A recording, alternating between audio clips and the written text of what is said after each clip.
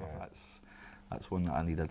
Yeah, and of course your average, you're over 100 average, but also the double top was flying. I mean, one dart bang just about every. I mean, I think ridiculous stats on double top. Now you know that with your scoring power and with double top going in, then it's quite hard to beat. Hard to beat. Yeah. I mean, double top was great on that night, you know. But I've been practicing a lot on double 12, and double 12 was killing me. Yeah. Couldn't hit double 12 to save my life, but tops, like you say, one dart, bang. Whether it was my first dart, my third dart for a check, it was straight in. So, yes, thank you, double top. Yeah, and then now you're in the final, and after you was quoted saying after the semi-final that you wanted to play Phil in the final, which is, I mean, people say it, but probably don't mean it, but I think you meant that. You wanted, if you're going to be world champion, you wanted it. I've said that since I come across. You know, there's one man that you need to beat in the Worlds to make it stick in my mind anyway. Yeah. You know, that happened back in 2007, and I've paid the price ever since. Yeah. You know, he's taught me a lesson or two, more than a few times.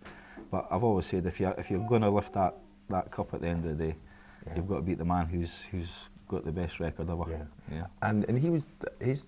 I mean, I keep saying about averages. It's not all about averages, of course, but how your averages and Phil's, it was pretty tight. I mean, you were ranked just over 100 every time, so it's going to be close. It's going to be a little bit like 2011 with Adrian, almost the flick of a coin. And the bookies had Phil favourite because it's Phil Taylor's in the final, but you raced off again. Yeah. I mean, I was actually tired. You know, I was a bit nervous as well. You know, it wasn't feeling right. Bit jittery, but when I went into the lead I thought, right, keep going, and I kept taking the foot off, and then Phil would come back or Phil would put a great set in. Yeah. You know, so I think, what was I, 6-4 up? Yeah. And I was just coming into my game. I went 6-4 up, I went, right, that's it, I've got him. Yeah. Off for the break as usual, came back, couldn't hit a barn door. Is it because was it the sign I think you made to Rachel as you walked off at 6-4? I think so, because I'd put in a really good set, you know. I went, this is it, I found my rhythm, I'm hitting that treble, it's looking good, you know, this, and that break, I should never have went off of the stage, should have stayed on stage. Yeah, it was looking, I mean, because you're 3-1 up, and the same thing against Michael. I mean, the sets you could have won, and that all of a sudden, you say you're 4-3 down, so now the bookies now just piling out Phil, you know, he's 3-1 down, he's now 4-3 up. Phil wins those sorts of matches. Yeah. But say you got through and made it 4-4. Phil's missed a couple of doubles, and then of course you had the Robin Hood and the person in the crowd. We call him a person,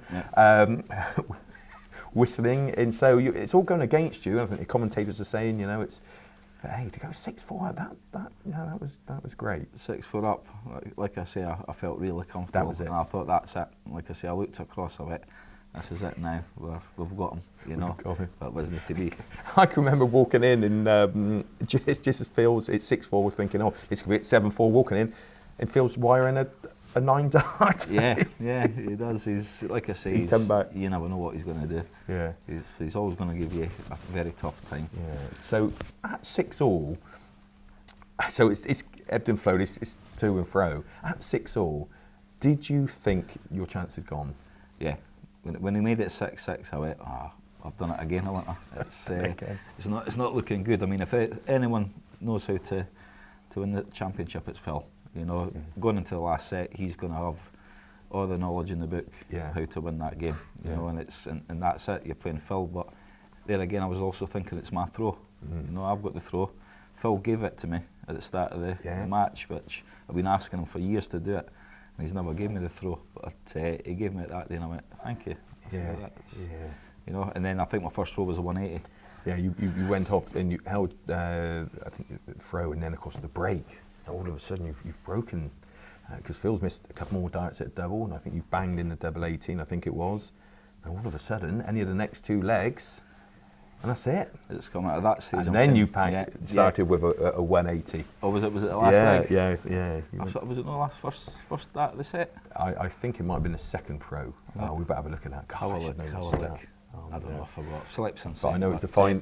So you've gone 2 legs up in the final set. He's now got to break me, you know, and that's it. Worst case scenario, we'll go to a tie break, you know, but I've got the 2 legs clear, and like I say, it was just a big push in that leg.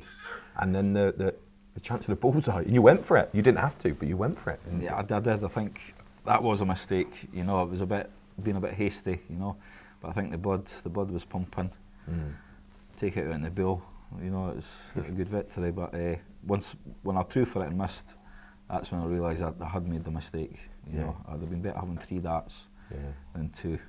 But then the 1 and then the double 12 on the final dart, and that was it. All of a sudden we got Tony McCoy, 19 times champion jockey, presenting you with the trophy. Yeah, it was nice, that double 12, like I say. But the funny thing about it, earlier on in the day, I says if I'm going to win it, it's going to be in double 12 because I've made a mess at the last 2 games. Yeah. So to see that, the first one never went in, but it was the third dart went into it. That was it. Signed, sealed. Yeah, delivered. And of course, say you've beaten the last 3 matches because you've beaten players from the Premier League, you know, Peter, and then obviously we said about Michael and Phil. So you've done it. You've not just done it, you've done it the hard way, and you beat the players, you beat the main man, and and did it sink in straight away? I don't know. I'm not one for celebrating. You know, I really am not. If I wasn't doing all these interviews, I'd probably forgot I was won the World Championship. You know.